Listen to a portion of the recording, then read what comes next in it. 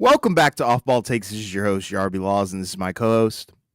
For Wells. We are here with a live episode, live reaction, live stream of the Game 7 that just went down. And spoiler, we were right. But, before we do get started, please don't forget to like and subscribe and follow us on Instagram and TikTok at the OBT Podcast for more content and updates. But Chris, take it away. Break this down for us. Yes, so our prediction for this series was the Denver Nuggets winning it in 7 games over the Clippers, and they did. It was a little dicey. We didn't feel great about it going into the series. I think we kind of picked it just from the perspective of we know what the Clippers have done over the last few months. We know how good some of their guys in the playoffs can be, like Kawhi. And we know a guy like Zubac can potentially limit some of what Jokic can do on both ends of the floor. But we just kind of felt like the Nuggets have home court. I think that, their core has been together. They got a little bit more championship DNA, I think, than what we've seen from the Clippers. And I think we just expected some of the guys in terms of who you could trust. Like we kind of thought Jamal Murray, Aaron Gordon, maybe some of the other role players can show up, despite the fact that the Clippers on paper seem like they might be the better team. And, this series was kind of funny because it was so back and forth where you had about 3 close games, and then you had a handful of blowouts, right? Because you had, the first 2 games, right, which were super close and competitive, right? Because game 1, overtime win for Denver. Game 2, late fourth quarter win for the Clippers, right? Then you had game 3, which was a blowout for the Clippers, and it felt like the Clippers had the momentum. Then you had Denver win back-to-back, right, where they not steal, but they won game 4 with the Gordon put-back dunk. Game 5, blowout, right? And obviously it was funny because with game 4, that was the one where the Nuggets had the big lead and almost blew it. Actually did blow it, before they were able to score a couple buckets to take the lead back. Then game 6, Clippers responded, but game 7, that's what it comes down to, and the Nuggets ended up winning 120-101. And really, it got up to a 30-plus point game. The Clippers reserves kind of made it a run, or kind of made a run and kind of made the final score closer than it really was. And but just you look at the Nuggets, and it was funny because you didn't get a crazy game from neither Jokic nor Murray, right? You got a couple of great individual performances from them in the last couple of games. But this was a game where it was kind of a win by committee, where everybody who played, X amount of minutes showed up, right? Because you look at Jokic and Murray, their stat lines were kind of pedestrian, right? But then you look around and Aaron Gordon has 22 and 5. Michael Porter Jr. has 15 and 6. Christian Brown has 21. Russ has 16 off the bench with 5 steals, 5 rebounds, 5 assists, and he was able to get them back into the game because, initially they were trailing early on in the game. And, he was able to kind of get them back with his energy and his shot making, right? He's actually shot the ball very well, this series over the course of, from the perimeter, right? And that's kind of been a key thing for them where they need him and they need his production because you look at that second unit and they don't really have literally anyone else, when you look at what they're trying to give you.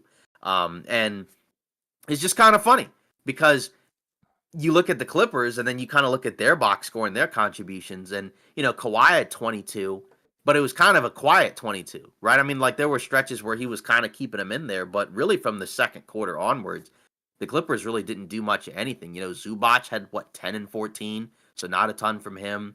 Derek Jones Jr. at 12, but then you look at Harden and he had 7 points, 13 assists, which is cool, but he was 2 for 8, right? And it's kind of a continued stretch of him just not showing up in these big game 7s when you need him to. Now, I mean, they got destroyed, right? So you could say well, if he had an average game, they still would have gotten blown out, just given everything that the Nuggets were doing.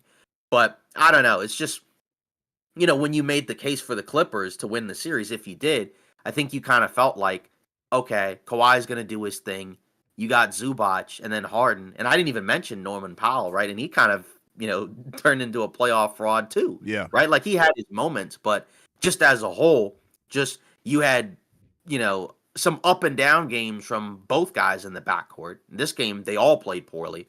And then even Kawhi, right? After that game too, he had some good games, but obviously nothing close to that second game, which again was a super high bar anyways. But ultimately, you kind of needed your stars to outplay the other stars, and that wasn't really the case during the latter stretch of the series. And then in this game, the Nuggets just as a team just turned it up. And it kind of felt like that moment in game, I think it was 4, right? When they got into that scuffle and they got into the argument where everybody's, looking like that they're getting ready to fight.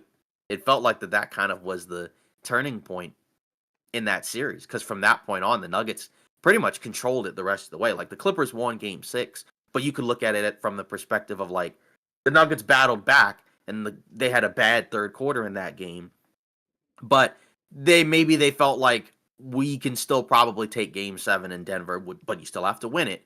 But just for the Clippers, it kind of felt like by the latter end of the series, they ran out of gas, didn't have enough energy, and the Nuggets played better and ended up being the better team by the end of it. And that's impressive, right? Because considering one of the reasons why people were not as high on Denver to win this series as it was getting ready to begin, because I think Denver was the initial early favorite, and then it flipped to the Clippers. And it's because of all of the issues that have plagued Denver this season, where like defensively, they had been really awful, no depth, right? Limited perimeter shooting, right? And then obviously on top of that, going into the playoffs, no coach, or I guess, they fired the coach and the GM. So you just felt like that there was not a ton of stability there. And in the playoffs, it ended up completely flipping. Like, I don't know how far they're going to go, because obviously, they'll have a tougher matchup this time around against Oklahoma City. But that's a really impressive, just gut punch, knockout punch by Denver, because you don't always see that in a game 7. Sometimes you do, but because of how the series had gone, we didn't really know what to expect. Like, we picked the Nuggets to win in 7, and we thought once it got, to a game 7 that they would probably win, but you just weren't quite sure. But they showed, yeah, this team still has the championship DNA in there, and the defense has been way better. But it's just kind of wild because the Clippers also looked very lifeless at different points in this game. And even in game 6, when they had a big lead, they had possessions and stretches, and they mentioned it on the broadcast in game 6. I think Stan Van Gundy mentioned it, where they were just walking the ball up and kind of just going through the motions. And then as soon as Denver would get out in transition, they wouldn't even run. Like, they would just concede transition baskets. And, Denver smoked a couple of them in game 6, but just as a whole, it just kind of comes down to just, I think the Clippers probably weren't quite as good as, again, I think what people may have expected going into the series. But it was still a tough 7-game series, but you leave it, I don't know, feeling kind of disappointed, because you kind of felt like, based off of how it went at different points, that maybe the Clippers should have won, but they didn't. And now you kind of wonder, what is their strategy? What is their plan in the summer? Because is there a pathway for them to improve? I mean, it's an older team. I mean, they made the decision to let Paul George go, but, presumably, I think, Harden has a player option or something like that. So, you have to figure that out. He probably opts out and resigns. I don't know, but I'm assuming he's going to stay there. And I don't know who else you can really add, right? Maybe. So, I mean, do you decide maybe to give it another year? Do you blow it up? Because it just kind of feels like I don't know how much better they can realistically get. I mean, you could say maybe we get a healthy Kawhi next season, because we won 50 games with him only playing like 36 of them. But I just don't know how much better they can really be, and I don't know if there's really a real reason to keep this going. Yeah, I mean, I think that is a tough question for the Clippers to answer, especially coming off a series like this. And in this game 7, it really came down to the other guys, if you want me to be quite Yeah. frank, and Mm-hmm. that's exactly what happened. And I think that's one of the reasons why we did pick Denver, because we've seen what Aaron Gordon looks like in the playoffs. We've seen what Michael Porter Jr. looks like when he's good in the playoffs. Christian Brown as well. And all those guys, pretty much showed up on both ends of the floor. And that's the cool part, because they won this game, with some subpar play from their stars, but that's okay. You can afford to do that when your guys are balling out like they did. And, shout out Russ as well. I think he was a huge, X factor for this team. And, he brought that that winning mentality and the nonstop hustle. And like you were talking about, knocking down shots, because the funny thing is, the Clippers, they had a guy similar to Russell Westbrook, like a Chris Dunn, where it's like, he brings a lot of defensive tenacity and can make plays elsewhere, but he's being left wide open. Derrick Jones Jr., another guy who really, those guys weren't really knocking down their wide open shots. And I think that's the factor, that was pretty much a swing piece, I think, for Denver, because you did have a guy like Russell Westbrook who was being left wide open but was knocking him down. So, that's a thing. But for the Clippers, I don't know where the heck they go from here. I think realistically they could be a little bit better in the regular season. Like you were talking about having a fully healthy Kawhi. How realistic is that? But then you have to kind of dissect it and look at the playoffs, because I think this showing tells you a lot about what the team can realistically be in the future. And I think, long term, you could always build around Kawhi. I think that's never really an issue. It's always going to be a matter of his health and things like that. But my main concern is James Harden, because in this game 7, he stunk it up. He was garbage on both ends of the floor. In the game 6, he was solid enough for them to get a W. And I think, we predicted it on the last, real episode of our podcast, where, we said that Denver was probably going to lose that game 6, but just close it out at home, because, home court is a real thing, and you just never know with James Harden in the playoffs. He doesn't have the greatest reputation, and that kind of continues, unfortunately. So I don't know if he's like a long-term piece, I guess, but like you said, realistically, how far can you go? And the depth pieces, throughout the season, they were very, very good, very, very deep. But in the postseason, look at a lot of those guys. They either didn't play or they just, quite frankly, sucked. And that's what it comes down to. Look at the bench play. You got a lot from the Denver Nuggets bench, like Russell Westbrook. Some things from Peyton Watson in this game, but throughout the series, it was really only Russ. Whereas, the Clippers, you kind of had similar things, but, Nick Batum coming in, giving you, corner threes and solid defense. But outside of that, nothing really going for them. But I thought it was interesting. Exactly. I thought it was interesting that that the Clippers, they went with kind of a different starting lineup. I know we'd seen kind of Chris Dunn start in some of the games, but they opened this one with Norman Powell. I think that was a big mistake for them. I don't know. Yeah, you mean Derrick Jones Jr.? Yeah, sorry, Derrick Jones Jr. Yeah, I just didn't really like what I saw in general. Mhm. I feel like you probably should have stuck with what was somewhat working and got you to, the game 7 versus, bringing in another guy. And Derrick Jones Jr. was fine, but definitely not good enough. And some of his box score numbers were a little bit stat padded by the garbage time and just being down by 30 for pretty much an entire quarter. So, tough loss for the Clippers, though. I feel for them, because I think, having an underrated season to being the underdog in this series for us, and then to just lose it in 7 in probably the worst way possible, where it's like a complete blowout and you could do absolutely nothing because your shots weren't falling and you couldn't stop them defensively. You literally got beat by the Denver Nuggets role players. So, it's unfortunate end for the Clippers this year. Yeah, and that's the tough part, because, it's been a while since we did a live stream, but we mentioned how we know that there were going to be teams that they were going to lose in the first round, and that was going to dictate maybe what their offseason plans are, right? Because not every team is going to be happy, coming out of the playoffs, right? Like, if you're the Clippers and you go out in the first round, like, you had real aspirations beyond the first round, right? So, like I said, that might dictate how they plan their offseason differently than if they had gone, to the conference finals, beaten Oklahoma City. Right. Who knows? But just as a whole, they have a lot of questions that I think they're going to have to answer. Because, again, I just don't know I don't know if the ceiling at this point can really be a title team, just because it just feels like come playoff time, they just, like you said, they weren't quite as good as they were in the regular season. Yeah, I agree. Yeah. So, moving on, I guess, if we look forward, because, it's been a while since we live streamed, so we probably don't have to mention a ton about some of the previous series, but, I guess, like, for now, we can kind of look ahead to Sunday. We got a couple of big games. We got Pacers Cavs game 1, and we have Warriors Rockets game 7. I guess we can start off with Pacers Cavs if you want. Yeah. And just kind of, because that's the second round, new matchup between, obviously, the Cavs, best team in the Eastern Conference record wise, and then the Pacers, who've been playing really good basketball the latter part of the season. They feel like they're better and improved from last year, especially defensively. But is there a shot for them to be able to challenge Cleveland, right? Like, is there an actual pathway for them to be able to win the series? Or is it more so like, at best, maybe they could give them 5 or 6 hard-fought games, and that might be it?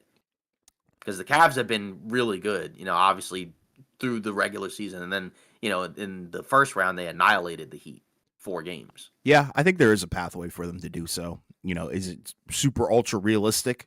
Probably not. Do I think it's going to happen? No, but we could probably, lay it out there for people who are curious. I feel like, first of all, one thing about this series is, Darius Garland.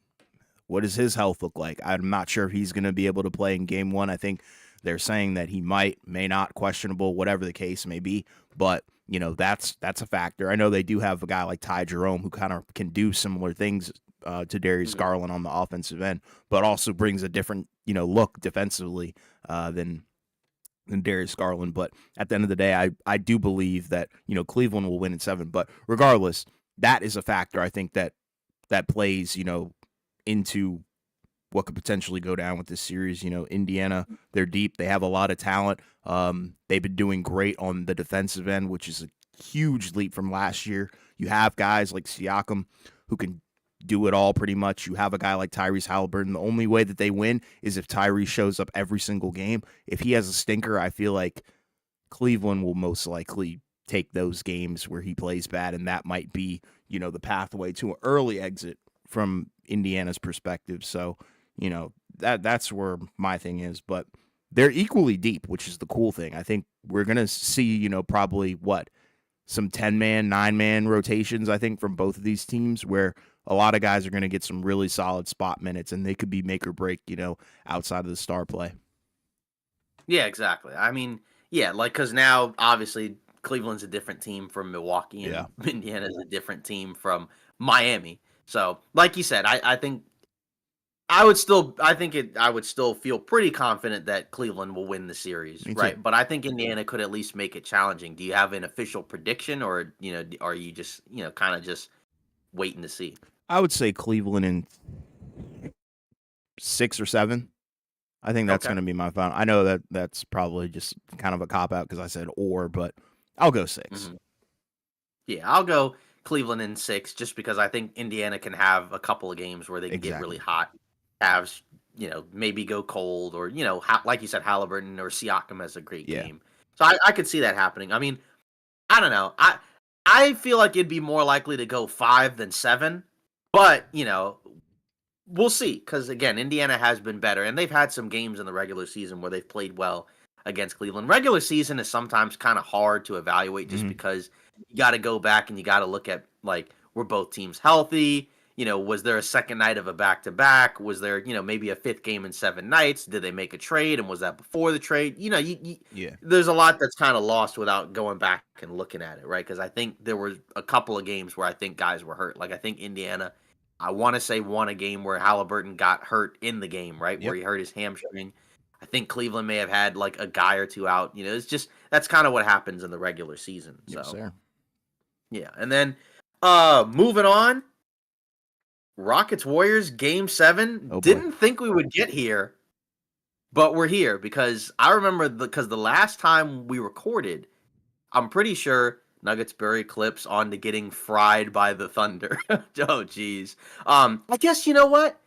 Should we talk about that, or should we mention Rockets Warriors game 7 first? I mean, we're already talking about Rockets Warriors. All right, let's so just Rockets do it. Warriors game 7. Yeah. Okay, Rockets Warriors game 7. So I believe the last time we recorded, I think Golden State was up 3-1, and it's kind of funny how these things change because we were talking about how it seemed like Golden State was better, seemed like some of what Houston was doing just in the fourth quarter wasn't really helping them. And obviously you were getting the games that you were getting from a lot of the supporting cast from the Warriors, but since then you had the game 5 win in Houston, right? And I think that one was kind of it's not as surprising just given the fact that you're at home. It felt like pretty early on the Golden State was okay with giving that game away, right? Even though they brought in the reserves and they cut the lead to maybe 13 or so in the second half, and they did not bring in the starters because they thought they could win game 6 in Golden State. But then, all right, Keith Wells says Warriors done. Agreed. We'll see. Agreed. But then game 6 happens, and that one was incredibly impressive by Houston, where going into the game, I think we all kind of assumed, all right, this is the moment. This is it. Golden State's going to close out Houston at home. And it was pretty much a wire-to-wire victory by Houston. Houston, had moments where it was within a few possessions, right? Because they think in the first half they got up by as much as 13. Mhm. Then Golden State cuts it to 5 at the Mhm. end of the second quarter. Then in the second half, right, it's still back and forth. Then eventually Golden State cuts it to 2 at the end of the third, right? Because Steph, he kind of baits a guy into fouling him at the 3-point line. He pump fakes and the guy falls for it. Then he makes his free throws. But then in the fourth quarter, Golden State was atrocious. I think they were 1 for 12 on their Mhm. first stretches of shots in the fourth quarter. Mhm. Houston's been playing zone defense, I want to say, since maybe game 4 or 5, right? Where they cannot attack the zone properly. They don't have a lot of guys that can penetrate. They got a lot of guys that are a little bit nervous going up around the basket, right? Even a guy like Draymond, right, who gets a lot of credit for his defense, and he deserves it, but he's been awful offensively. I think he's got 19 turnovers to 18 made field goals. Obviously, the three-point shooting isn't really there. The finishing isn't really there unless he's wide open. And it's not just him.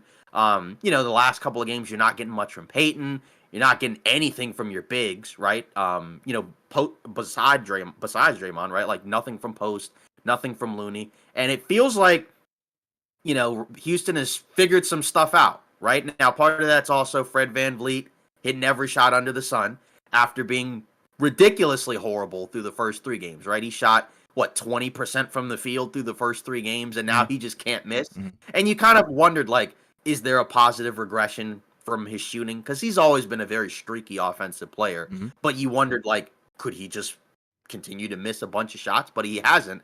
He's continued to make them pay. And then Alperen Şengün, right? They've kind of turned him into a point guard where he's bringing up the ball, Mhm. initiating the offense, and it's Mhm. kind of hard to just put a big on him when he's out there. And then that's how they get this double big lineup to work, right? Where then Adams is roaming around the basket, getting offensive rebounds, and then on defense, they have a lot of great defensive guys, so he can still roam around in the zone and kind of sometimes close out to shooters and then be still there to get the rebound. So they got a lot of things going for them right now where, it kind of went from, okay, game 5, this is nice, but it's going to be over in 6. And now it's a do or die game 7 in Houston. And, I picked the Warriors to win in 6. I'm still going to stick with it, but I have no confidence whatsoever as to what's going to happen in this game. You could tell me that Golden State wins in game 7 and Steph has a crazy game, or Jimmy Butler has a crazy game, and it's kind of just a backpack effort. You could tell me it's a blowout where everybody plays really well for Golden State, but you could also tell me Houston wins in a blowout just because Golden State's got nothing physically left and Houston's just running up and down the floor, and this consistent theme that we've seen in the playoffs of size and youth and athleticism really causing a problem for some of these other teams that are a little bit older, a little bit slower, and don't have as much versatility. And you could talk me into any of that happening. Like that. So, I mean, because I didn't think we'd get to this point, right? Because most people expected this series to go 6 or 7, Mhm. but not when it was 3-1 Golden State, right? And now it feels like Houston has completely flipped it on its head, and it feels like Golden State is starting to play kind of like the more tentative, just out of sorts, out of control team. Because that fourth quarter was ridiculous. I mean, like it was just I don't even know how to describe it. I mean, it started off bad with the and one Fred VanVleet 3, right? Where it was like right at the beginning of the quarter, everybody's scrambling and just kind of fumbles in them and he gets the and one.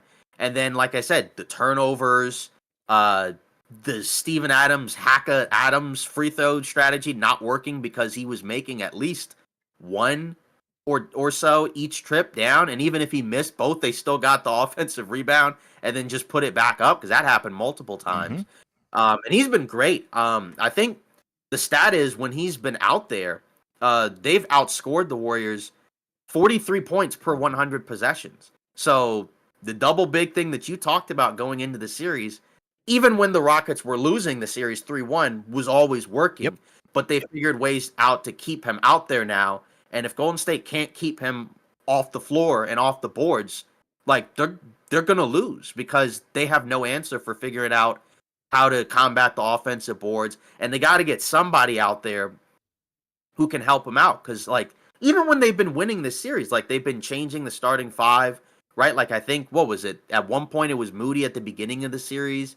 Then, obviously, Butler was hurt, so they put Kuminga in there. He didn't do anything. Then, eventually, they put, Healed in there. Yeah. Then they took him. Then I think they started him with Peyton and took Pods out, and it's just a lot of weird stuff going on, and I don't really know what to make of it. Like I said, you could tell me any result could happen in Game 7, but now you also got to factor in the Kuminga piece, where now I think Kerr in the post-game presser said, "Oh, it's 100% on the table. He could play."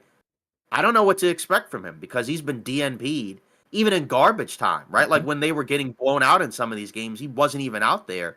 And now you're kind of hoping and praying that he can help you out in a Game 7 when he's looked like a space cadet for most of the series. So, I mean, I don't really know what to make of it. And, again, I'm going to pick Golden State to win a Game 7. I mean, we saw when they were playing the Kings a couple seasons ago, they were able to win in Game 7. But I don't know. I mean, like, this feels a lot different now, where it would not shock me at all if Houston wins, because I think they figured out a lot of stuff. Yeah. As someone who picked Rockets in 7 off rip, I honestly didn't expect we were going to get here after, the Rockets were down 3-1. Right. I thought the series was over. I thought that was a complete whiff, but now there's a potential, for the Rockets to win in 7. And yeah, you're right about everything. From the Warriors' perspective, I think defensively they lost sight of the true goal, right? Yeah. Because they're getting cooked by Houston now on defense. Yeah. Where their defense hasn't looked good at all in the last couple of games. Yeah, they lost sight of they lost sight of everything that they were doing right. They continue to try and take Jalen Green out of the game, which they have been doing. Credit to them on that. Half of it is really Jalen Green taking himself out of the game, if you want me to be honest. It's some good defense, though. I'll give him that. He played good defense. I agree. That's the only reason he was out there for 32 minutes. There were times when he used his athleticism to get defensive plays off. Like, that's great. But, they got to find a way to turn Fred VanVleet's water off if they want to win, Yeah. And that's the tough part, and a guy like Fred VanVleet, where he is kind of one of those microwave guys. Like, if you remember in those, Freaky. Yeah, exactly. In that Toronto finals, he was very lights out, but there were times when, you probably didn't want him to have the ball, and there was a reason why Kawhi was the best player on the team. But regardless, I think what Houston has been doing has been amazing, and defensively what they've been doing to really kind of bait the Warriors, because I think the Warriors have lost sight on what works offensively for them. They're not going to win games where Jimmy Butler is taking a bunch of threes. They're not going to win games where Draymond even is taking a bunch of threes. They lost sight of the entire plot. Almost have to. I get it, but at the same time, I feel like there's another way, and that was my concern. And one of the reasons why I didn't want to pick the Warriors was, who the heck else is going to step up outside of Jimmy and Curry, in terms of shot making ability, and just finding ways to create plays, because Buddy Hield give you pretty much nothing. Actually, absolutely nothing. 0 for 4. Yeah, 0 for. Exactly. And I know a lot of people were super duper hyped on Podziemski. I mean, he's been okay. Like, I'll give it to him. He has his moments, but they're not like tide shifting moments where people thought he would be like the third option on this team. And I'm like, no. And I'm sorry. I'm not scared of anybody else on this team but Steph and Jimmy. And those two are very scary when they're on. Like, don't get me wrong. Like, you never want to go into a Game 7 where you're playing against Steph Curry and Jimmy Butler. That's probably Houston's worst nightmare, but they have so much momentum and they have so much depth because they're getting the little things from pretty much everybody on the team. Jabari Smith Jr. being the guy to freaking somehow make stuff out of broken plays. I never would have thought I would have seen that from him in the playoffs, and specifically this series. That's crazy. Yeah. Tari Eason being a menace while also knocking down his corner threes and doing other stuff as well. Amazing. The Warriors don't have that. Like, you would realistically think they would with Moses Moody. Granted, he had some moments where, he was walking into threes. Yeah. That's good to see. But why wasn't he starting? That's my thing. And that's the thing where I think the Warriors, they're not treating this like it was a win or go home situation. I think they should have closed it out in Game 6. Game 5? No, I'm talking about Game 6. Okay. Yeah, okay. I'm saying, like, they didn't treat Game 6 like it was a Game 6. It didn't look like they were treating it like it was a closeout game. If that makes sense. That was a wire-to-wire Houston win. Exactly. And Kerr, what are you doing? I don't understand what the game plan was offensively and defensively. I get it. get the ball in the best player's hands. I love that. I love that from Steph. I love that from Jimmy, but I don't like Jimmy taking 6 threes, respectfully. He's not but he's not a high volume 3-point shooter. And that's what yeah, the Rockets want. You could tell. They're baiting them into that. And defensively, the Rockets are doing everything right, everything I wanted them to do in the series. The double big lineup is working. Şengün is finding his way, and Fred VanVleet is picking up the slack offensively. yeah, And that's what I love. He needed making to up. be that guy.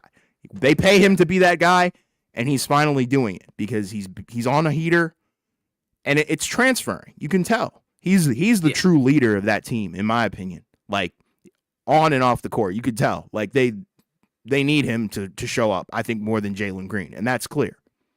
Curry/Butler have to total 70 to win, but It's a lot to ask. they could get that, and it still may not be enough because you got to figure out where you're going to get the other points from. Because even in the last game, I guess they were a little bit muted in terms of the scoring, but even in the last game, Game let's see, 5? what did they? Yeah, no, game 6. Okay, game 5 was the abysmal blowout, was horrible. But you got 27 from Jimmy and 29 from Steph, right, in the last game. So that's almost 60, right. But then you look around and, like you said, Draymond 3 for 8, 1 for 4 from 3, putrid offensively. Yep. Gary Payton 2 for 5, Buddy Hield 0 for 4, Pods 10 points, 4 for 9. But some of that is like when the game is like kind of like. That's my point. Yeah, and Houston was up like 17 at one point in the fourth. Quentin Post 2 for 6. And like his role is as a 3-point stretch 5, but if his shot isn't falling, they're hunting him on defense, and it's pretty rough because like that's one of the reasons why like Fred VanVleet is getting his shots, because Post can't get out to contest, or even Amen Thompson, right? Credit to him, has figured out attacking in the pick and roll, and instead of kind of settling for those short range shots, he's actually like just putting his head down and getting downhill because nobody can stay in front of him. They don't have anybody to be able to really, hang with that. Exactly. They don't. And the guys that in theory could are sitting on the bench, and I don't know if they're going to play them. And even if they do play them, they still may not win because, again, those guys have kind of showed why they don't get minutes because they've been space cadets, right? Yep. When in the last few games that Kuminga's played, he's been completely out of sorts. And then Trace Jackson Davis he was taken out of the rotation a long time ago because Kuminga was still playing in the regular season before that last Clipper game, right, where he didn't play. And then since then, he's just, like I said, been DNP'd unless, Butler's been, aside from the 2 Butler-less games. So I don't know what to expect. And honestly, for them, this is kind of the worst case scenario because even if they win Game 7, maybe they could beat Minnesota, but you're still going to have some similar type of issues. It's a little bit different, right? Because, Minnesota, doesn't have, I guess, like, quite as many athletes, but it's still like a big athletic team. They're going to destroy them. Minnesota's going to destroy Golden State. Yeah, and they're a better 3-point shooting team. So, like, that's the other, because, like, for Houston, the funny thing is that they were not a good 3-point shooting team in the regular season. But then if you look at the last few games, like, they're actually shooting, like, around 40% or so from 3. Yes. Now, not on crazy high volume, because a lot of it's coming from Fred VanVleet. Like, in Game 6, they shot 12 of 30. Golden State actually made more threes, right? But then Houston had 46 free throw attempts because they're getting so many looks around the basket, and Golden State does not have an answer. It looks like Olympics. I'm not sure what that means. Maybe like,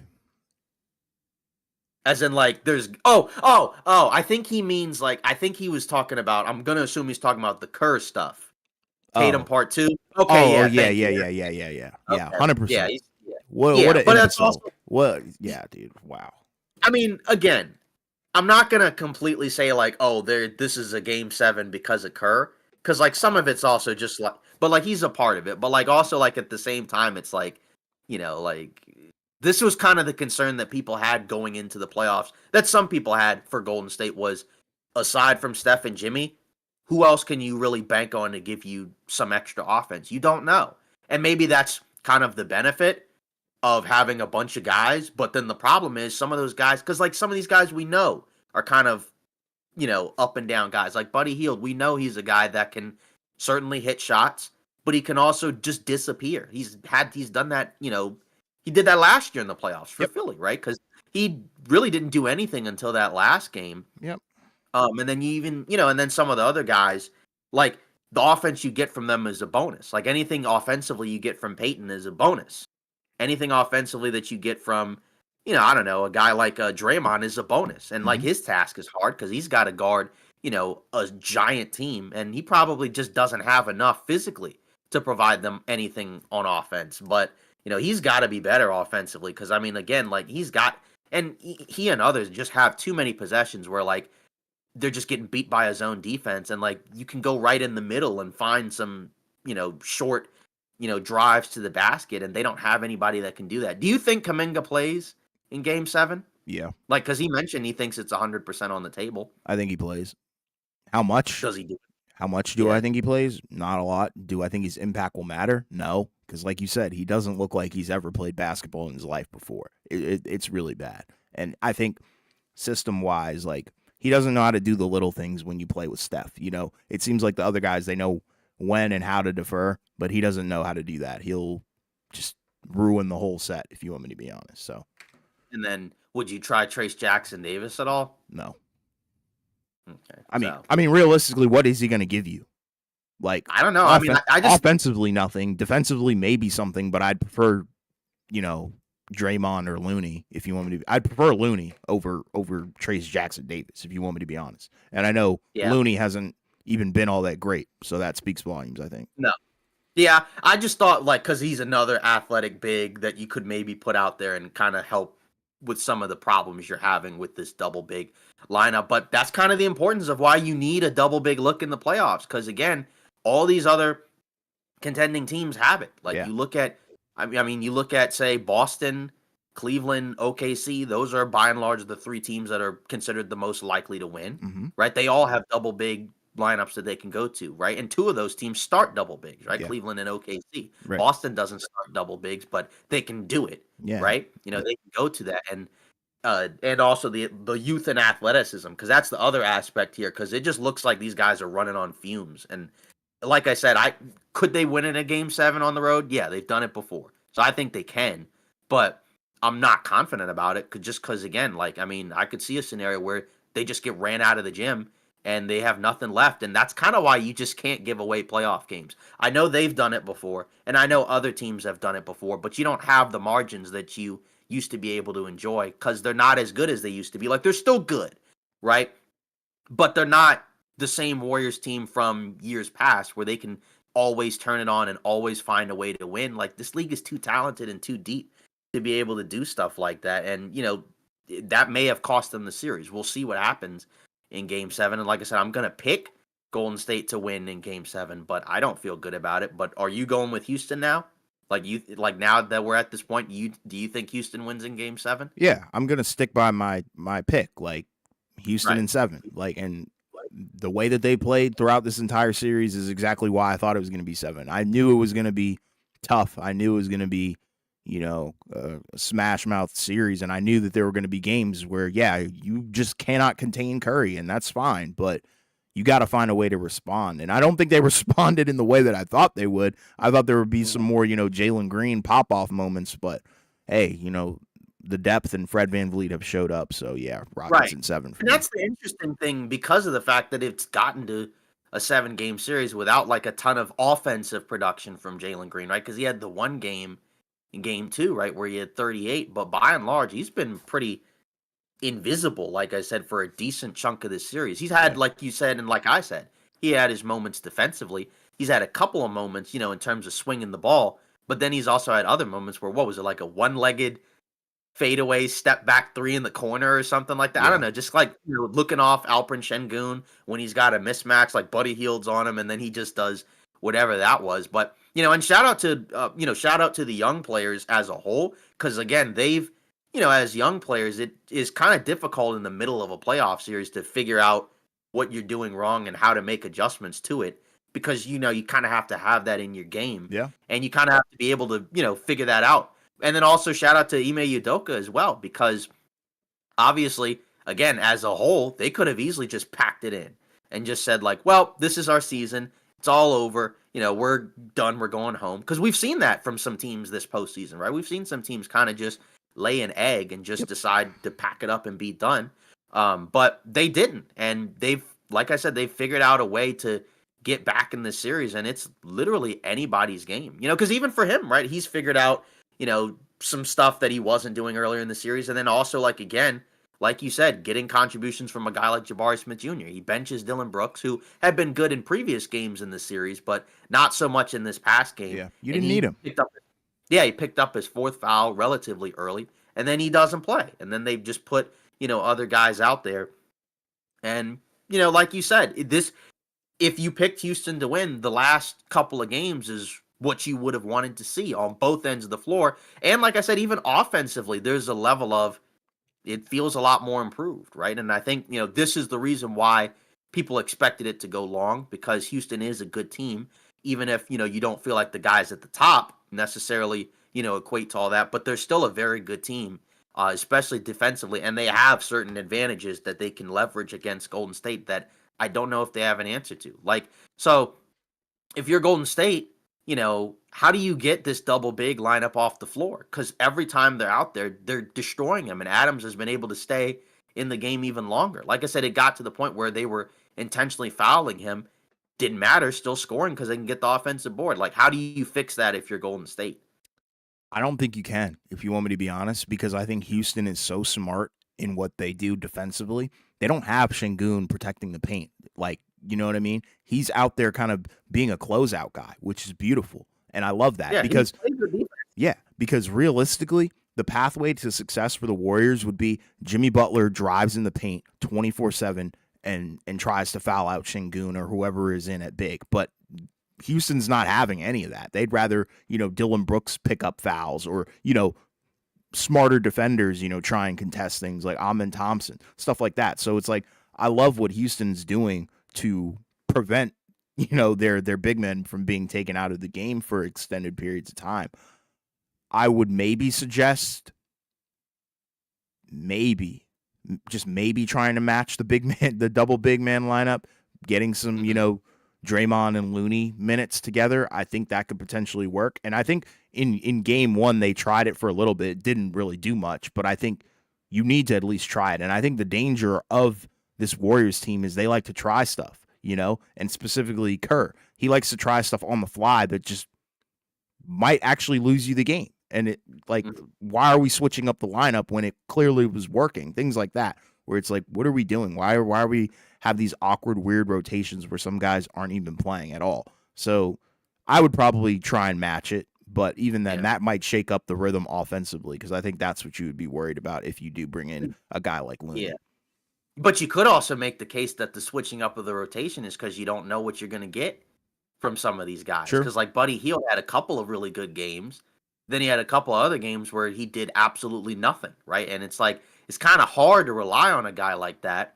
But that's also probably why you shouldn't really ever start him. I think they did that in a couple of games to try to make it where it's like, okay, if you're going to have Şengün, like you said, closing out, we're going to put an actual shooter out there so that way he can't just kind of be comfortable with just sitting a little bit back, because then he has to close out to a real shooter, as opposed to maybe a guy like a Gary Payton who can hit corner threes, but, you'll live with it versus, like a Moody or, a Buddy Hield. But I don't know. Like, it's tough now just because of the fact that you're just kind of playing with house money, at this point. But I don't know. Like, I don't think Golden State has a double big lineup that they can really go to, because the only problem is that, even if it's Draymond plus another big, it's not really two 7-footers, or two really big guys. It's Draymond, who's, still great defensively, but undersized, with another big who's also undersized, right? So, like, it's not really the same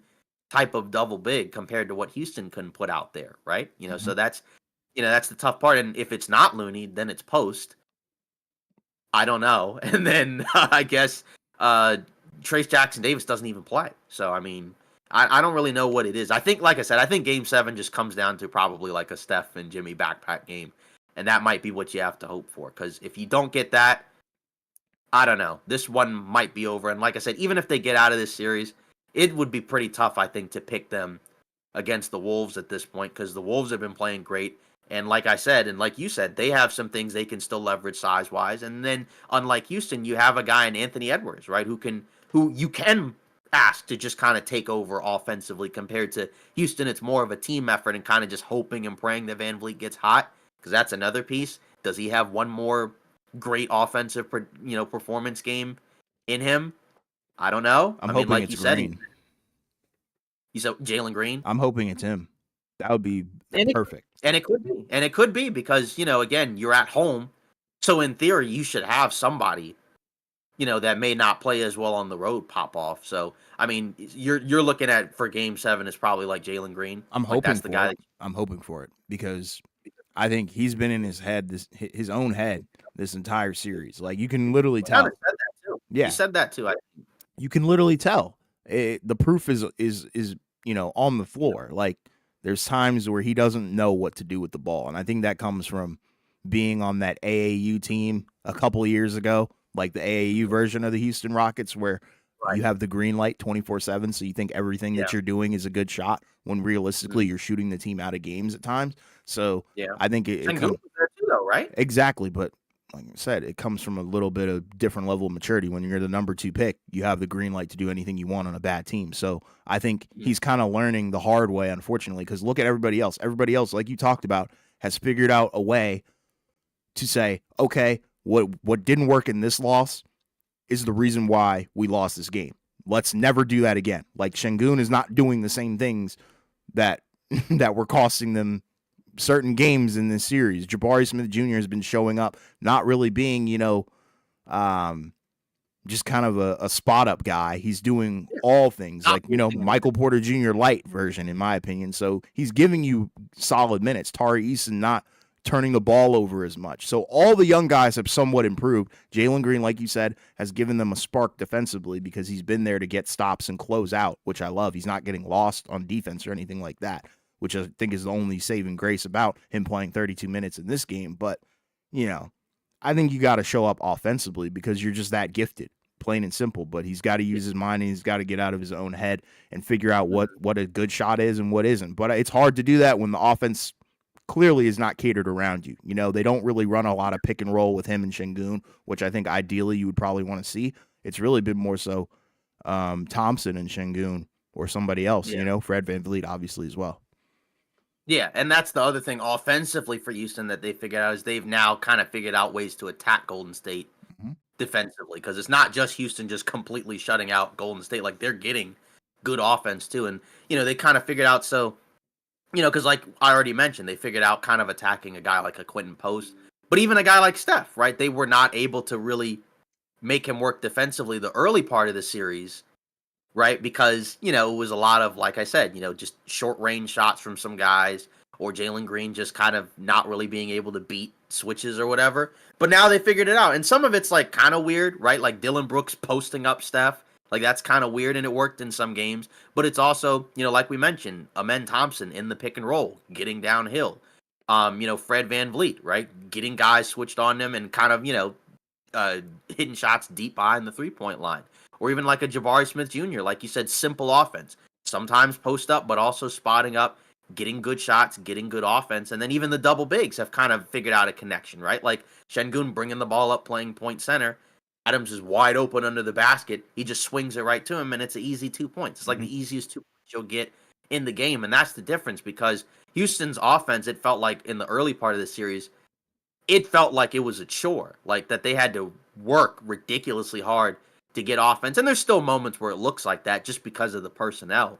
But, their execution offensively just looks a lot more sharp now, whereas Golden State's offensive execution looks a lot worse now as the series is going on. And, that's, again, every other day as opposed to a few days off. That takes a toll because these guys have had to play like 40-plus minutes because you don't know what you're going to get from the second unit. So this one's a toss-up. Like I said, I picked I will pick Golden State to win Game 7, but I don't feel good about it, and I think it can go either way. And again, obviously for Houston, it hurts a lot. I don't know. I mean, like, I think they would feel they're gonna feel differently if they lose in the first round to Golden State, right? Because like Houston can look at it as young team, continued internal improvement, maybe a star coming, because there's been a lot of talks about Houston being a team that's got the assets, both player and pick wise, to go out and get somebody. Whereas, you know, Golden State goes out in the first round and it's like, wow, you know, we made a big trade at the deadline to improve the team, but it still may not have been enough. And tomorrow isn't guaranteed because those guys are going to continue to be another year older, and you're going to have to figure out a way to kind of improve the team on the margins, which you could do. But how much better could they realistically get, you know, given the resources that they're going to have to work with? Because, you know, the roster is going to get a little bit more expensive, and then the CBA kicks in, and then boom, you don't have the ability to do certain things. Yeah. Yeah, so now we'll move into Denver OKC. You know, let's talk about that, right? Because that's going to come Monday? What do we expect? I think so. Yeah, like for the whole series or game one? Early series prediction. What are we thinking? Oklahoma City in 5 or 6, probably like 5. Okay. I'm gonna go 5. Yeah, I'll go 5. I think the thing is with Denver, yeah, I'm gonna pick OKC in 5. Okay. But I think the thing is with Denver, I think there are ways that they can make it tough for Oklahoma City because of the fact that, unlike Memphis, you do have the Jokic factor. Right now, Oklahoma City has the double bigs, but it's a little bit different than what the Clippers could do with Zubac. But at the same time, the problem for Denver is OKC's got a lot more athletic and defenders than even the Clippers do, because they have a lot of guys that can consistently fly around and can make things really tough for Denver, maybe force them into turnovers. You know, and that's how OKC gets out into their offense in transition, right? Because they force a ton of turnovers. Denver will get cooked in 6. So he's actually a little bit higher on the Nuggets in this series than we are. And that's not to say that that's no disrespect to Denver, because I think that they're going to put up a fight. I think they're going to have, and there's a chance that they could pull off the upset. It's just the thing that concerns me is the lack of depth compared to OKC is a deeper team than the Clippers, right? Maybe you might not feel as high on the high-end talent, but they do have a lot of guys, and they can play a ton of different type of lineups. They can go big with double bigs. They can go big with one big. They can go small. You know, they can, you know, play 5 out. They can do a lot of different things, and they're, you know, again, very athletic, physical defensively, and that might be a problem. I think Denver can find ways to score against Oklahoma City because beyond the double bigs, most of their other guys, even though they're physical, they're still relatively undersized for their position. So, you know, you're going to get some Aaron Gordon post-ups. You're going to get Jokic post-ups, of course. Obviously, OKC is going to have a bunch of guys they can throw at Jamal Murray. Who does Denver use to guard SGA? Presumably Christian Brown. We'll see if he can handle it, right? Because, you know, he had his moments against Harden, right? But SGA is different than Harden, right? He's got, at this point, a little bit more, you know, quickness to his game, you know, than Harden does at this point. And he's a tough guy to guard, I think, you know, for a lot of different defenders, right? And then obviously Jalen Williams, this will be his chance to kind of showcase if he has truly improved as a potential number 2 guy, right? Because the Memphis one was kind of a test run because, you know, no Ja the second half of the series and no real forwards, right? Outside of Jaren Jackson Jr., who's not going to be guarding Jalen Williams. Whereas with Denver, you know, this is a little bit more of a serious team. So I expect this to still be, even if it's 5, I still expect it to be competitive. But again, for Denver, you got to, if without the depth, you got to make sure that all of the guys that are playing well. You can't really have anybody that plays poorly because you don't really have a lot of room for error to, you know, put another guy out there. And, you know, you got to figure out, you know, because there's going to be certain lineups where if you don't have enough perimeter shooting, it's going to be too easy, I think, for OKC to be able to guard you because they can sag off of some of those guys and feel comfortable with blitzing and trapping because they can get their hands into certain places that maybe the Clippers can't quite do as much, right? Yeah. I'm looking at Oklahoma City on both ends of the floor for this one. I think they clear them, obviously, on the offensive end and defensive end as well. You know, I think this is going to be obviously Shea's series for sure. I think he's going to find his way no matter what. And I'm looking at Chet and J-Dub as well. I'm looking for them to pop off and show out and show why, you know, Oklahoma City is the number 1 seed and why they are the favorites, you know, to come out of the West for sure. And I think, yeah, it's really going to come down to probably J-Dub showing up and really exposing Denver defensively because I think the Clippers, yes, they were able to do that at times throughout the series, but not consistently, not consistent enough. I think there were times when the Clippers defense won them games, which is okay, but I think Oklahoma City is way more consistent on both ends of the floor, and I don't expect them to have any like crazy meltdowns. And that home court is no joke. So, Mhm. you know, I just feel like they have the depth, they have all the pieces that they need to be successful. They can match up pretty much with anything that Denver throws at them, and it's like, you're gonna throw Russell Westbrook out there, but then you got Caruso coming off the bench for um, Oklahoma City. Depending on who they start, you'll have other guys coming off the bench as well. So it's gonna be a fun series, I think, and it's gonna really be Oklahoma City's coming out party, I think. Yeah. Yeah, Chet Holmgren's gonna be a big piece because he's Yeah, gonna be the guy that's gonna be the shot blocker, help defender. Can he continue to be able to put the ball on the floor and attack certain lineups? Can he continue to knock down his threes? Because he that's what was I'm able to looking at. do that, yeah, The three against ball. Memphis, right? But if he can continue to space that floor out, right, and become like a triple threat type of guy, right, that's going to cause some potential problems, I think, for again for what Denver can do. Because with Exactly. OKC, they do have a lot of 3-point shooting. They did not shoot as well from three this year as last year, but they still have guys that are willing to take them. And again, they can create so many extra possessions because of the fact that they can force live ball turnovers, even if they're not like the greatest rebounding team. Because that is an area that could be a problem where Denver can get some offensive rebounds and they can get some extra possessions too.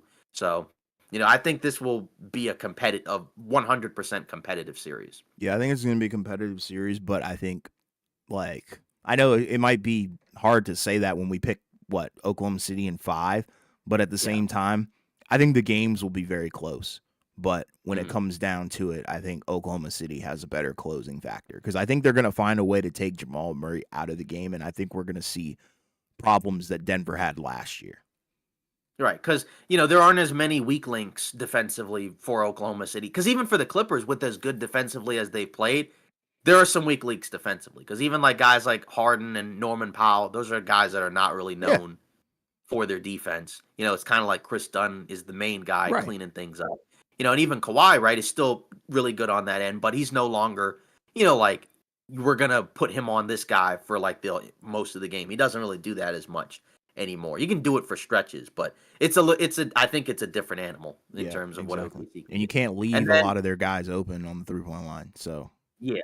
And then just as a quick one before we get to this other series, right, in the East, right? If you're Minnesota, would you rather play Golden State or Houston? probably Golden What do State. you think? Okay. I would much rather play Golden State because they're going to be super, super gassed, tired, because they just had to deal with, Houston or whatever if they do win. And all you really have to worry about from Minnesota's perspective is really Steph and Jimmy. And I think that it's going to be a similar situation to the Lakers. Like, if the Warriors do end up beating the Rockets, then I'm 100% picking Minnesota to win that series. Like, Okay. no doubt about it. Yeah, that's a tough one. I'm not sure. It's a tough one. I don't know. I don't know. So, do you think Houston could beat Minnesota? Probably not. I think it would be a longer series though, Okay. because of what they're able to bring on the defensive end. I think that can carry a team super far. I don't think it can take them to the finals, but I think it can get them out of Right. the first round. So it's like I feel like they could give Minnesota like 6 or 7 games, but I feel like if it's the Warriors, they're just going to be so freaking gassed. Yeah, that's crazy. I might actually agree with that one, but Yeah. I don't know because I do think that like again, there's still the factor of like they can still contain Gobert. You can still and you might feel more comfortable with Steph beating the big guys off of switches. It's just a lot to ask at this point, for those Warriors guys, and you still have to rely on some role players that I just don't know if you can really trust as the postseason goes on. Even with what Steph can do with those type of guys, I don't know. That's kind of a tall task because they need more size and athletes, I think. And if those guys aren't going to play, then I don't think their ceiling is as high. Yeah. But now let's look at this last one, Knicks Celtics, right? So obviously, we hadn't done a live stream in a little bit, right? Since the last time we did one, right? Like the Knicks beat the Pistons in 6, Yeah. could have gone to 7, but Jalen Brunson said no, thank you.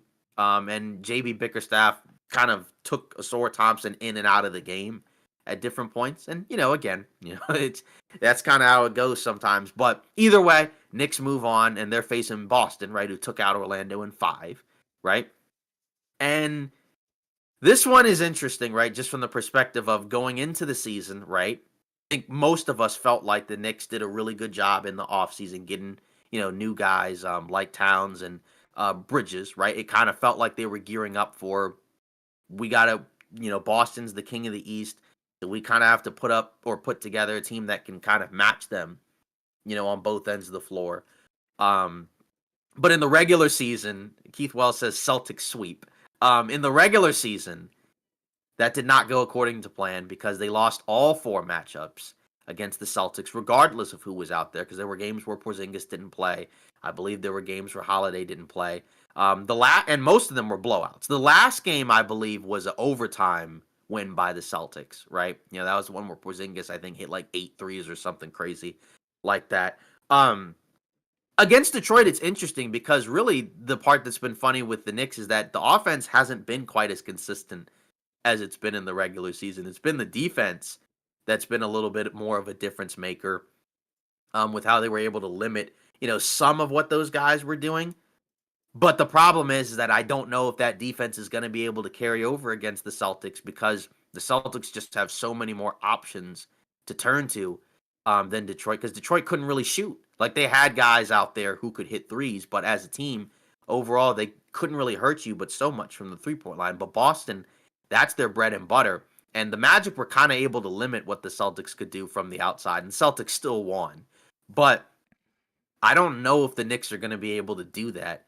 And if they can't, that might be a tough series for them because, we know with the Celtics, even if they don't shoot a crazy percentage from 3, just by being able to get off so many at a high volume, we know they can make a certain amount. And even with the Celtics, they also have a couple guys off the bench, like Peyton Pritchard and Al Horford, that the Knicks don't necessarily have. But, you're the one who, picked the Knicks to win the title. So I'm going to put you on the spot here, and I'll let you kind of go first. And what do you expect from this series? What do you think is going to happen? What's your pick? This is tough. I'm going to go Knicks in 6. I know that's probably not at all what people are expecting, and nor, do they probably want to hear. But, yeah, I'm going Knicks in 6. I think they do have some things that could potentially work for them. Regular season matchups, I think I learned my lesson when bringing those up into anything. Yeah, it hasn't helped at all. Yeah, into anything, any kind of conversation that we have about the playoffs, because last year we saw Phoenix get absolutely annihilated and swept off the face of the earth, and we picked we picked Phoenix to win that series based on regular season matchups. So I'm kind of throwing that, it's in one ear and out the other for me when it comes to regular season matchups. I'm going based off of what I've seen in the postseason. I've loved a lot offensively from what I've seen from the Knicks. Jalen Brunson continues to have the clutch factor. I think, Karl Anthony Towns, I think he's shown up, when you needed him most, for sure. The wings, I think, are where I'm very concerned, because those are kind of the guys I think that you're relying on to not necessarily outplay Jason Tatum and Jaylen Brown, but maybe, somewhat limit them or match them in terms of, productivity on either end of the floor. But we haven't really seen that consistently. I think you've seen a lot from Anunoby sometimes in the regular season, not a crazy amount in the postseason. Defensively, I think he's been awesome, but offensively, I'm kind of shaky on. And Mikal Bridges as well. Exactly. Mikal Bridges, I don't even know what to say. He's had some all right games. But all right doesn't cut it. I think, if you're the Knicks, like, you don't want all right from Mikal Bridges. You kind of want stability and consistency, and you haven't really gotten that from him. And I think that's what you brought him in for. And I think that's somewhat disappointing, but I think this series is his time to really shine and show us, why the Knicks gave up pretty much their entire future to have you on this squad.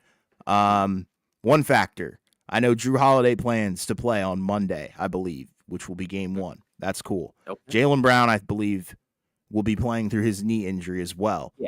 Yeah, he said he's been feeling better. So we'll see. Knicks also have some interesting injuries. Jalen Brunson has been dealing with an ankle thing for a long time now, I think since the regular season. So that's something that's Yeah, lingering. the Laker, So the Laker a game. lot of these guys are not fully healthy.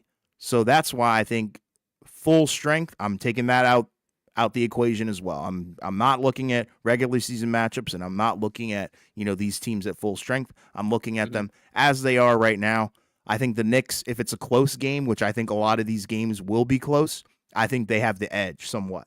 If Okay. if games get out of hand in the fourth quarter, then I think the Celtics will probably end up sweeping. That wouldn't surprise me. But I think the Knicks have it in them to make almost every game close and competitive, which is why I think the Knicks will win in 6. I think they Yeah. steal one in Boston, and I think that will be the recipe for getting there. Yeah. Well, in order for them to win, they got. Steal 2. Excuse me. Yeah. Well, they don't have to steal 2. They got to get at least. They got to get 1. And obviously, like you'd like to get it in one of the first 2 games. Right. The thing that's been interesting from their perspective is the only thing that concerns me is with the offense. It feels like there were times like in the Detroit series where they just kind of just went completely cold and just went completely dry, and they were able to figure that out. And some of that is Detroit just kind of melting down. But like by the end of the game, it's give Brunson the ball and get out of the way. But my only concern is that in order for the Knicks to win, it's going to have to be a team effort. Like if it's just Brunson scoring 40 every game, that probably won't be enough just because, Boston's got a bunch of guys that can kind of give you, extra offensive contributions as well. I don't know, because like you said, I think there's something to be said about the regular season and how, like, sometimes it doesn't necessarily, always equate. I don't know. I just feel like the Celtics are better, and I don't know. Like I'm either 5 or 6. I think I'll say Celtics in 6 because I do think that I can see the Knicks getting a couple of games where again Celtics go cold and the Knicks get hot, and because I never like the idea of automatically saying like a sweep, or even like 5 sometimes can be tough just because we know that there can be games where the 3-point shooting is such a high level variance stat, right? So I'll say Celtics in 6. I hope we get a longer series because this is a matchup that we were all anticipating. But like you said, if it gets out of hand, like in the fourth quarter, and like the Celtics go in and like they're up like I don't know 10 in the fourth, is probably going the Celtics way, where the Knicks are probably just gonna not have much of an answer. It's got to be like a 1-2 possession That's my point, game, I yeah. think, ideally going into the fourth. But who's your big X factor, I guess, that you're looking at for the Knicks, maybe off the bench? Because it feels like you're going to need somebody off the bench to help you. Like maybe it could be Mitchell Robinson, but you're not really looking for him to score. You're looking for him to get some rebounds, block some shots, and either play with Towns or play as the lone big. But, is there somebody else you're looking to, or is he the guy? Probably Miles McBride. I know that's probably not the best guy to rely on, but I think, if he can have some hot stretches, and maybe somewhat match and make Peyton Pritchard's numbers not look as, fantastic if or make them not matter as much if he's doing a similar kind of thing and having a similar kind of role. So I think he's got to be a huge spark plug for them, I think, for this series to be extended and for them to win it. Yeah, that would be my concern. If they can't contain Peyton Pritchard off the bench for Boston, then that's probably it. Like Yeah. because then even if somebody in the starting 5 for Boston doesn't play as well, he could just get 20, and then that just completely cancels it out. Like say Drew Holiday has like a quiet offensive game, right? Then you get the offensive production replaced by Pritchard. Yeah, they're gonna have to find a way to contain him. Yeah. Because he's been. Yeah, I mean, he was the 6th man of the year. So, I mean, this was a career year for him where he actually figured, some things out in terms of not just shooting, but also creation, sometimes being able to play in the pick and roll and get to the basket. And he's been able to hold up on defense, right? So, is there anybody that you're looking at that the Knicks could attack defensively on Boston? No, I don't think they can really hunt anybody. I think it's just going to have to be, kind of normal basketball because I feel like, you can't really attack a lot of their starters because they're all two-way guys. You know what I mean? They're Right. all very good defenders. They can all hold their own. Mhm. I mean, I guess if Pritchard's out there, maybe, but I feel Mhm. like that's kind of the obvious answer because Jalen Brunson's going to have the ball, Yeah, over 70% of the time. So, and they're I gonna think attack you. exactly, and I think Towns has to show up too. Like if he doesn't show up, then this series is over from the start. You know what I mean? Yeah. Yeah, the Towns Porzingis matchup I think will be kind of interesting because, Yeah. Porzingis is, probably going to be roaming the paint, right? Cuz he's their shot blocker. And he can make it tough for some of those guys, right? Cuz we've seen it in I think a couple of the games he played, right, where he was kind of able to make it really tough for them around the basket because he's got a ton of length and size. And then obviously, when you're talking about offensively, right, we know what he can do, right? Be able to stretch the floor, but then also now you can't really put a small guy on him because he can play in the post and he can score on those type of guys. So that might be a guy where I don't know, maybe if Brunson can find a way to take him off the dribble, right? And maybe I don't know, potentially get him into foul trouble because we know Brunson's a guy that can get to the line a ton. That could help, right? If you can get, but then obviously if Porzingis is in foul trouble, they bring in Horford, right? So and he's different from Porzingis, but still, there's an element there where like I think maybe you could kind of figure some stuff out there. Maybe I attack I Sam just Hauser. I don't know. I'll just throw that out there. Yeah, yeah, but he's one of those guys where they could just not play him as much if he's not playing Exactly. as That's well. You my know what I mean? thing. Like, That's my yeah, 'cause thing. they have basically 8 guys that I think they feel relatively comfortable playing. Right? You got the starting five: Peyton Pritchard, and then you know, I guess Horford, and then one of Cornette or Hauser. Yeah. Right? Those are the guys that usually play. I don't know. I think that's going to be a really tough one for the Knicks to win. I'm not saying it's impossible, but I think it's going to be really difficult because it just feels like they still don't match up against them. And, the Tatum Brown piece, if those guys just play, I mean, Tatum's already been playing great against the Magic, and that's a team that, in theory, right, has the personnel to be able to potentially limit him. And they were kind of able to defensively limit some of what the Celtics could do. But, if they can't, if it's just like a crazy Tatum series, and that's kind of been the case in most of these games where he's been the best player on the floor, I don't know. I mean, this is going to have to be a scenario where, like you said, I think you're going to have to get a monster Brunson and Town series, and then you need to hope and pray that, like you said, both of their wings show up. Josh Hart's going to be a key piece too, because he's going to have to get those open threes to fall, right? Still continue to help out on the boards. He's going to, and maybe get some playmaking because he can be a guy that can get the rebound and push the ball in transition. Because some of the other guys don't really do that as much, right? They're more so like we get the rebound, we give it to Brunson, and then he does what he does offensively. But Yeah. Hart can kind of be a break starter type of guy. So Yeah. we'll see. They're gonna have to find some ways to get some transition offense because again, like if they don't, that's a major problem. 100%. Well, yeah, I think this is where we're gonna call the stream. We actually are, a little under an hour and 15 minutes, so not too bad in terms of length. We appreciate everybody who showed up for this stream. We talked about, a little bit of the Eastern Conference preview, and a little bit of the Western Conference preview, and we're kind of excited for I think this Game 7 tomorrow. So, unfortunately, we won't be able to stream it. Stuff came up, so scheduling, that's always fantastic, isn't it? But regardless, we appreciate everybody who was in here. Thank you, Keith Wells, for all the comments. Before we do get out of here, please don't forget to like and subscribe if you are new, and we will see you guys on the next one. Thank you very much.